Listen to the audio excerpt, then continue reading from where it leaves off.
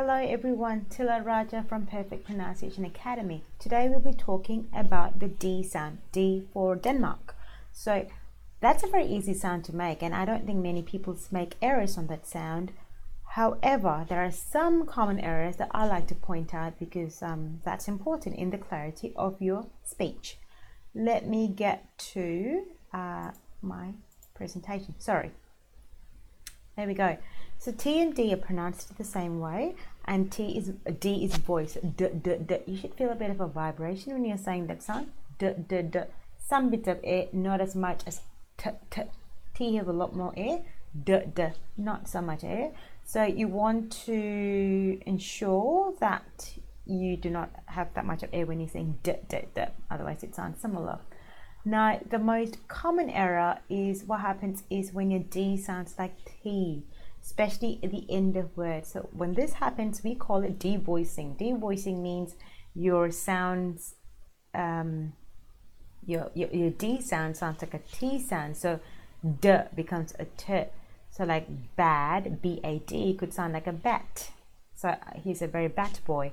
He's a very bad boy. So that would change the meaning of the word. So you want to ensure that D and T are quite differentiated, especially at the end of words. There's one way of doing it, it's not to make an error, is D. So you have to enunciate and pronounce the D quite clearly and make an exaggerated effort only when you're speaking it. So D rather than D. D with the sound at the end. Once you get the sound quite loud and clear, D, then you can reduce it back. So words like head, there's a sound.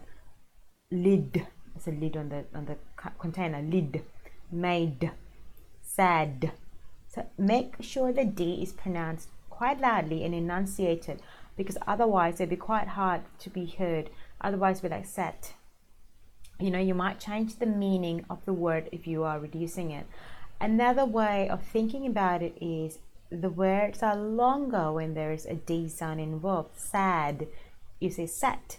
If it's a short sound, then it sounds like S-A-T. He sat on the couch. But he's sad, you have to lengthen it. Like head, my head. You can't say my head. Then it sounds like a hat.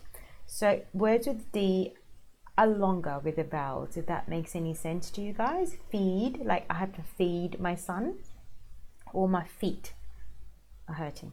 That's a different one. My feet, I have to feed him. So that's longer. My feet are hurting. I have to feed him. That's a bit longer than the normal T when there's a T sound, okay? The other mistake that people commonly make is D-E-D, the past tense, which is very important as well. People sometimes make it as a D-I-D sound, especially people who speak Asian languages, the background of Asian languages. So D-E-D, so I pleaded, not pleaded, because D-E, the E is an sound. Past tense. So every time you see a word with past tense with a D on it, so needed, I needed to go to the toilet.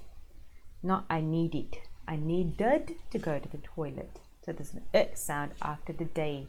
I loaded the car with goods.